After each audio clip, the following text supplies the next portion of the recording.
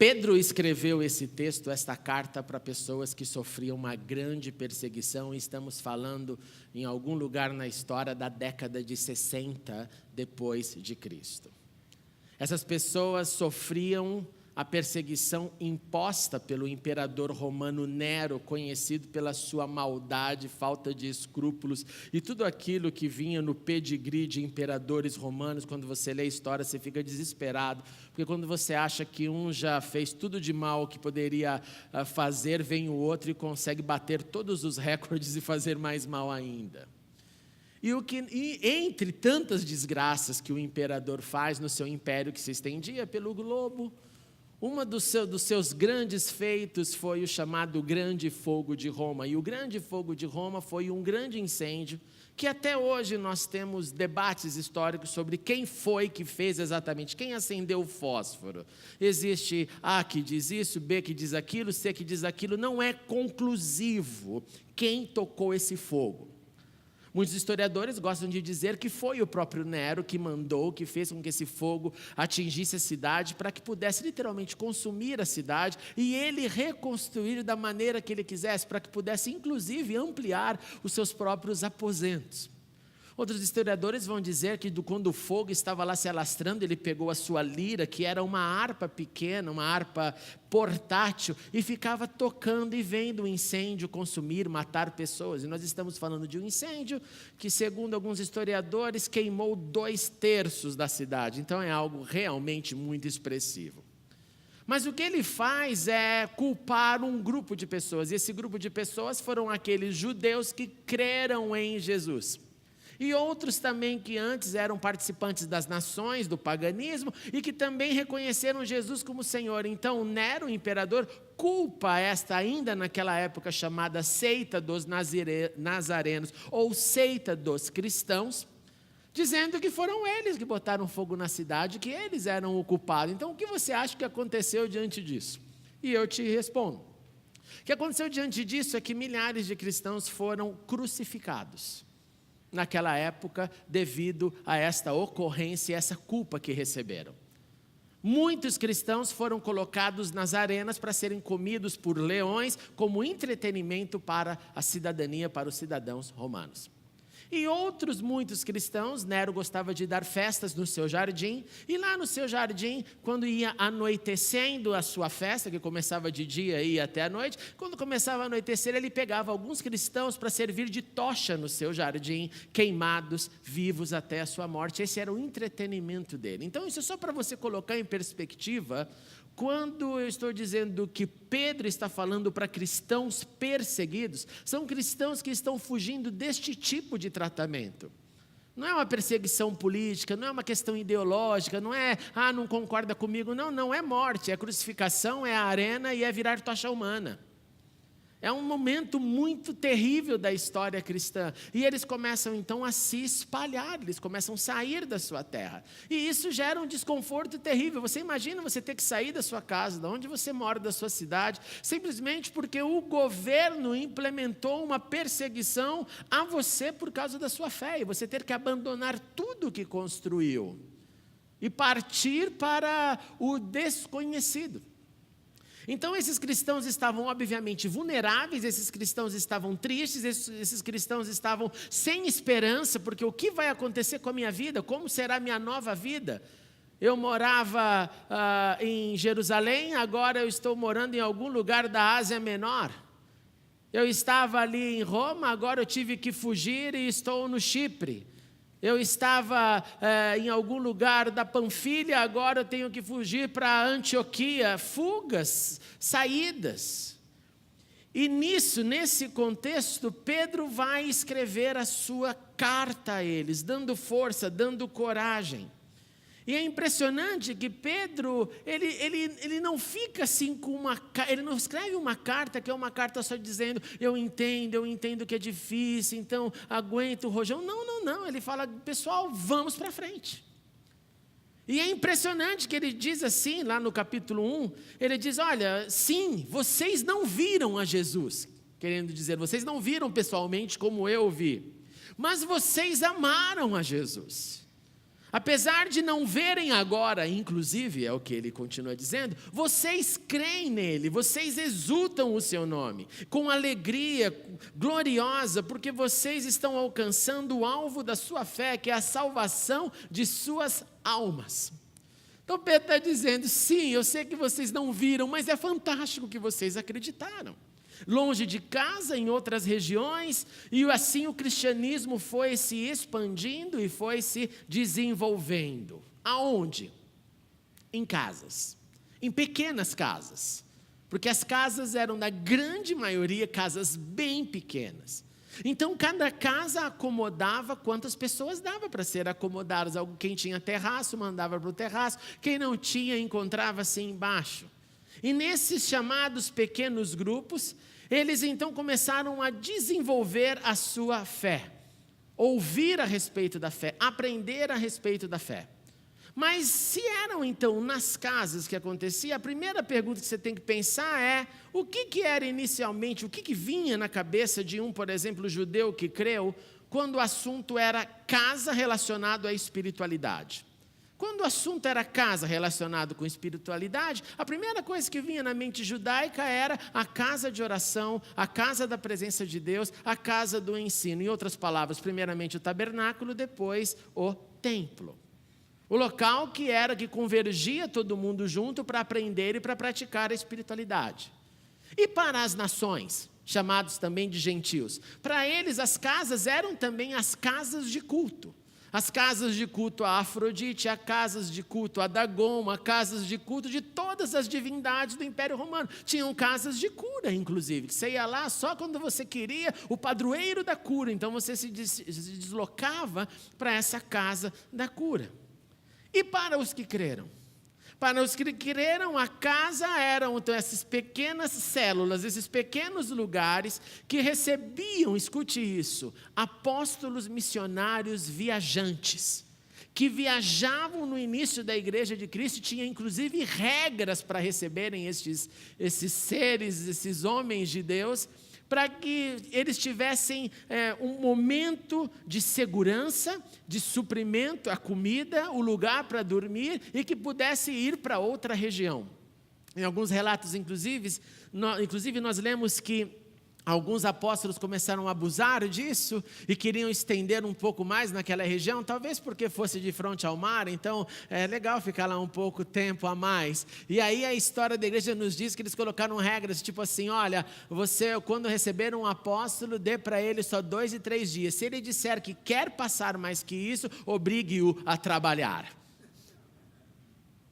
Porque se ele está, então, cumprindo o papel de ensino, perfeito. Mas se passar de 2, 3 dias, já deveria estar na próxima cidade. Então, trabalho para ele. Isso é história da igreja, Então, juntos eles iam crescendo, sem estrutura, sem igreja, sem ar-condicionado, igreja-prédio, sem ar-condicionado, sem banda, sem música. A música era simplesmente cantada e, obviamente, que ela existia. Mas o que era o grande ponto desses que creram é que eles começaram a viver isso. E essa vida começou a ser notada, que eles eram seres diferentes.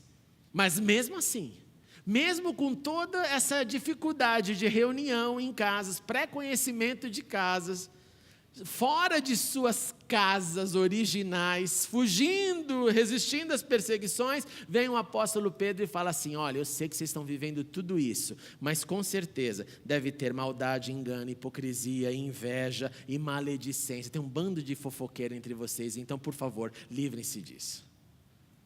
Você percebe então que o que Pedro está dizendo não os coloca como um bando de gente que está vivendo numa santidade absoluta porque está sofrendo perseguição, porque às vezes nós temos essa ideia. Olha como eles sofreram, fugindo, mesmo sofrendo continua sendo gente. Gente com todos esses problemas.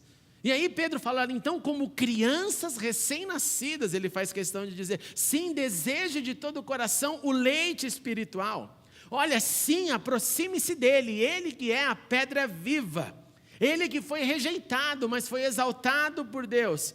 E aí Pedro dá uma bomba maravilhosa. Lembre-se, vocês estão sendo utilizados numa edificação de uma casa como pedras que são vivas. E essas pedras que são vivas, porque é gente, elas estão edificando uma casa maior, que é uma casa espiritual. Por falar em pedra viva, este tem sido o clamor dos judeus que creem em Jesus e moram na Terra Santa.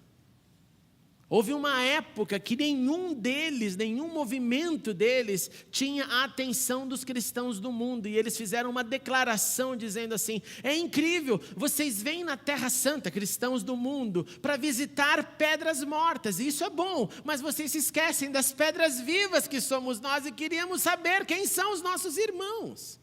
Olha o ponto. Então essas pedras vivas, eu e você e os cristãos espalhados pela terra e os daquele que o Senhor os tem, seja onde for, compõem a edificação de uma casa. E na composição da edificação dessa casa, nós nos tornamos e construímos uma casa espiritual, para sermos sacerdócio santo, oferecendo a Deus sacrifícios espirituais aceitáveis. E aceitáveis, não porque somos bonzinhos, mas por causa do sangue de Jesus. E o tempo passou, já faz quase 2000 anos essa história que está acontecendo, essas pedras que vão se juntando, pedras de todas as nações, de todas as tribos, de todas as línguas, e chegamos aqui onde estamos. Numa história de uma casa que tem 75 anos, em agosto completaremos 76 anos de vida. De gente que passou por aqui, que já partiu, gente para outras localizações, para gente que partiu para a glória de Deus, para gente que só passou e foi embora e não sabemos aonde está, mas pessoas têm cultuado dominicalmente por 75 anos nessa casa. Quando eu penso que o meu professor, o pastor emérito dessa igreja, Ernesto Nini, esteve aqui nessa igreja liderando, me dá um grande senso de continuidade. E continuidade é o que tem acontecido na Igreja Batista em Perdizes. Pessoas que têm passado e continuado. E quando um passa, transfere o bastão e a próxima geração segue com os desafios. E nessa estação de Pentecostes, o que nós fizemos? Nós coletamos informações, nós editamos informações, nós formatamos essas informações e muito disso tem sido feito pelo nosso querido, amado, meu amigo, pastor João Paulo. E assim construímos uma casa para ser uma referência de informações do que somos, do que queremos ser e do que seremos. E esta casa teve a influência, a palavra de líderes que se reuniram aqui, como vocês viram, sábado após sábado, nós fazendo a propaganda para que esses líderes pudessem vir, e continuamos nesta construção. E diante disso, eu quero então nesta noite falar um pouco das bases desta casa. Porque, como disse pela manhã, durante esta estação de Pentecostes, de manhã nós entenderemos o que a Bíblia diz sobre este momento, de maneira profunda. E isso vai reverberar no instituto, na escola bíblica, nos grupos pequenos, em toda a igreja. E à noite nós vamos ver de maneira bem prática o que nós estamos fazendo. Se não der para ler, porque talvez seja pequeno, você pode usar o papel que você já retirou. Mas eu vou começar então só relembrando o porquê da casa, e eu já respondi. Porque nós somos então as pedras vivas. E as pedras vivas compõem essa casa. Compõem uma casa espiritual. Uma casa que é chamada para ter um sacerdócio. E esse sacerdócio significa ter uma missão. Qual é a diferença, então, se não houvesse esse componente de ser um sacerdócio? Se não fosse para sermos um sacerdócio, eu poderia ser somente um usuário dessa casa. Que eu venho, uso, sou abençoado e vou embora para minha casa. E não é esta a vocação.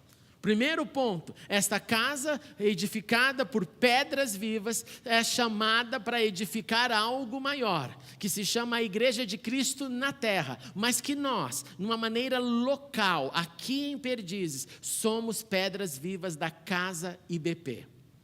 E queremos e precisamos também dar continuidade nesse sacerdócio que fomos chamados para ser e para ter. Quais são os propósitos desta casa? Se você não conseguir ler aí, eu leio, é ser uma comunidade de discípulos de Jesus que amam a Deus e ao próximo no dia a dia. Colocando de maneira bem direta, o que significa isso? Esta é uma frase que encapsula simplesmente os 2 grandes mandamentos. Eu amo a Deus acima de tudo. De tudo. Nada pode estar acima de Deus. Nada concorre com Deus. Deus em primeiro lugar. Deus como diretriz. Deus como quem guia a minha vida pessoal, a minha família, a minha igreja, a nossa comunhão, o meu impacto na sociedade. No momento que eu ando pelas ruas, nos lugares que eu entro, Deus em primeiro lugar. E eu o amo manifestando o quê? O meu serviço. O meu crer, o meu confiar, e Ele vai acrescentando em mim, e eu vou manifestando essas ações que eu deixo Ele acrescentar em mim, e eu vou crescendo.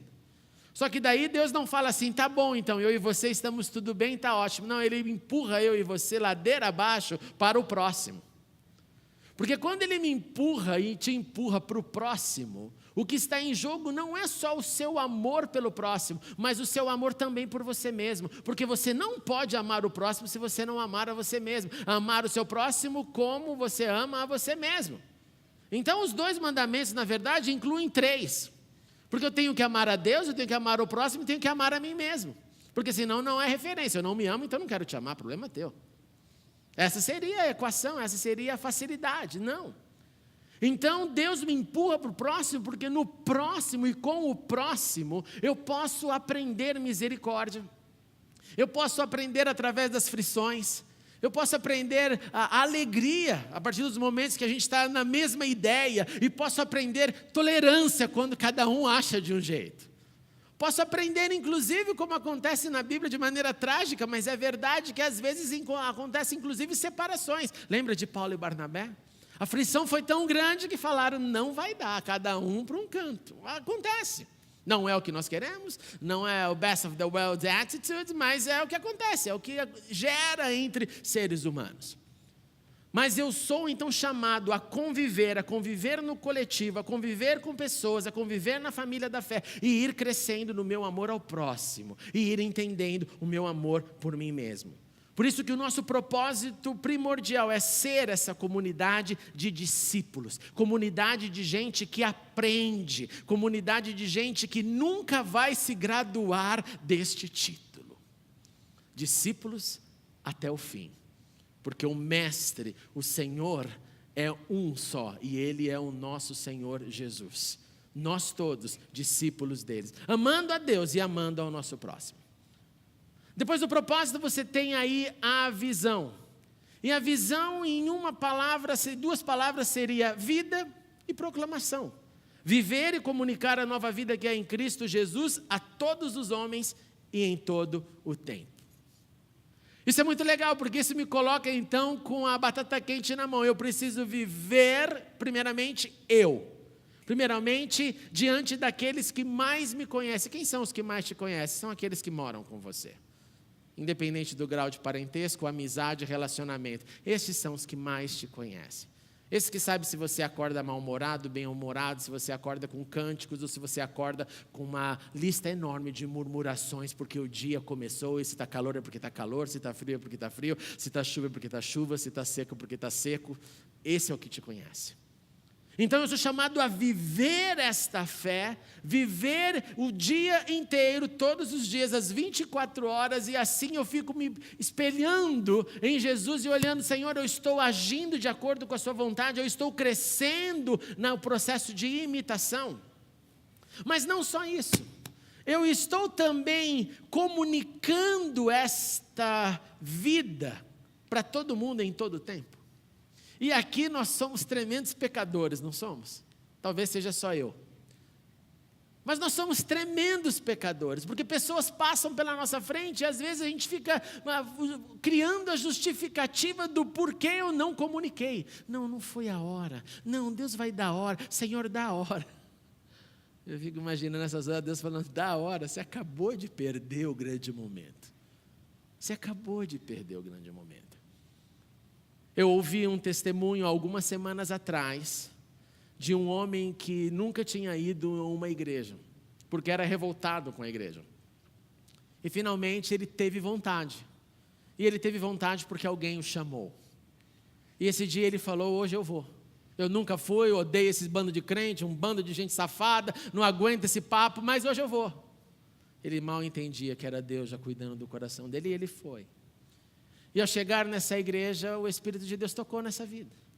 O Espírito de Deus tirou todo aquele ranzismo que estava dentro dele, aquela raiva que estava dentro dele, mostrou para ele o que era o amor de Deus. Ele foi recebido na comunidade com amor, com graça, com generosidade. Chega no final do culto, ele tem uma conversa particular com um dos líderes. Ele fala: olha, eu sou o pior, eu falei mal a vida inteira da igreja, mas hoje eu estou e eu me arrependo de tudo isso. O que eu faço?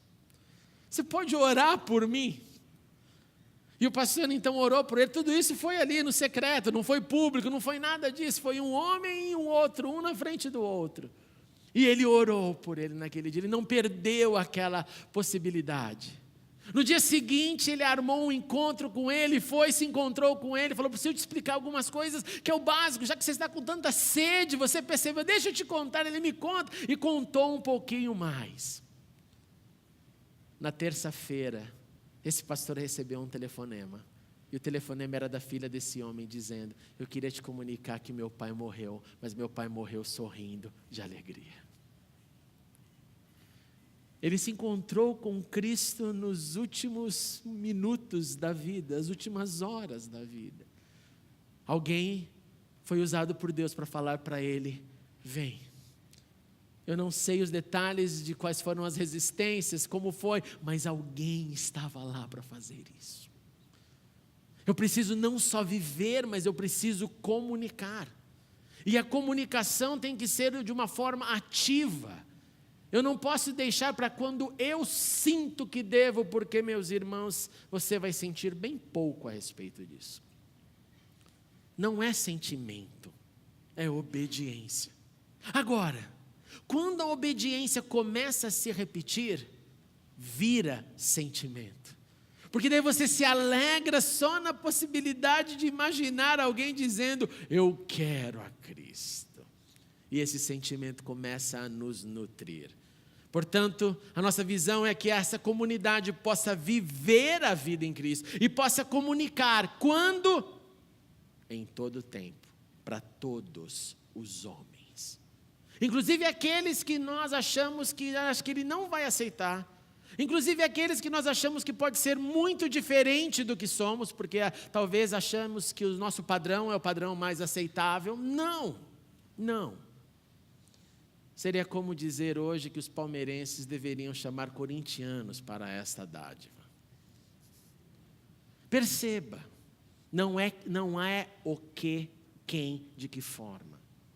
São todos os homens, em todo o tempo. A terceira base que você tem aí são os nossos pilares. Os nossos pilares nós vamos trabalhar dominicalmente, então eu não vou entrar neles agora. Mas esta é a construção, são os alicerces maiores da igreja: ensino, música e arte, comunhão e missões. E dentro desses pilares, eu só vou ler os objetivos rapidamente. Primeiro, do ensino, através do Instituto Perdizes, um espaço para o desenvolvimento, a aplicação de um programa de formação espiritual. Nós queremos que as pessoas aqui na igreja sejam formadas desde a infância até o último dia da sua vida. E eu tenho tido muitas alegrias com a felicidade, a minha irmã Ruth está lá para não deixar eu falar o que não é verdade, aprendendo com elas. E compartilhando boas novas para todas as idades, é desde a infância até o último momento. Nós temos ali, bendito seja Deus, pessoas com mais de 90 anos de idade, algumas. Então o ensino é da onde nós vamos ser formados, para que a gente entenda que como Igreja Batista em Perdizes, nós somos chamados para ser discípulos, e discípulos são aqueles que aprendem. Por isso que você tem cada vez mais novas possibilidades de estudo e aprendizado, para você não ficar só com o café com leite ali e achar que está tudo bem. Não está bom, nós temos sempre mais para aprender. Na música e arte, tornar a música na IBP um acontecimento artístico e espiritual, tendo a arte como expressão da adoração e proclamação. E nas minhas conversas com o pastor João Paulo, eu falei assim, primeiro eu quero o artístico, depois o espiritual, porque primeiro precisa ter o entendimento do que é tocar. Que é o que acontece em muitos setores do evangelicalismo. Não, Deus aceita tudo. Eu sou totalmente contrário a isso. Porque eu não aceito. E eu que sou pó, que sou um miserável, não aceito ouvir um desafinado que me dá arrepio até a alma. Por que Deus, que é o criador da música, vai aguentar um cabra safado, que não quer estudar, não quer tocar nada e quer pedir oportunidade para cantar mal feito na igreja? Por quê? Isso é questão lógica. Todos são bem-vindos, mas espera aí, se prepare. Eu tive que tratar um dia uma irmã que chegou para mim e falava que cantava afinado, que era ministra de louvor, deixa eu ouvir sua voz. A mulher cantou tão desafinada, eu falei, minha filha, vamos tentar outra música? Tenta outra música, pior ainda, tenta a terceira, eu quero que eu mude de tom, não adiantava, era uma catástrofe. Isso foi lá na Inglaterra, aí no final ela disse para mim assim, olha pastor, o problema é você, porque no Brasil eu canto afinada. Não, foi o avião. O avião do hemisfério sul, cruzando o Atlântico, alterou. Então alterou. Então a culpa é minha, mas você não vai cantar, minha filha, porque você é uma catástrofe. Tem tantas outras áreas no corpo de Cristo que você pode fazer. Cantar para você não dá. Era um negócio assim de tirar da fé qualquer ser humano, irmãos. Era um negócio assim do outro planeta. Eu nunca ouvi um negócio daquele. Brigou comigo, mas depois se convenceu e foi trabalhar com as crianças. E foi uma bênção com as crianças, sem cantar, de boca fechada no canto. Então tem que ser artístico e tem que ser, obviamente, conectado com o espiritual. É a vida, é a espiritualidade, é o propósito anterior, é ser, é viver, é a visão. E aí usando a arte para isso. E quando eu digo acontecimento, meus irmãos, é porque essa foi a palavra que Deus me colocou no coração lá antes de chegar aqui. Isso nós vamos falar mais tarde, em outro domingo. Comunhão, que nós vamos desenvolver espaços de comunhão.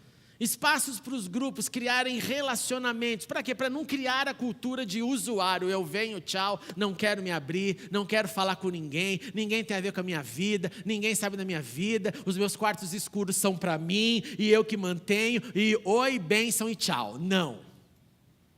Você pode fazer isso? Claro, a vida é sua.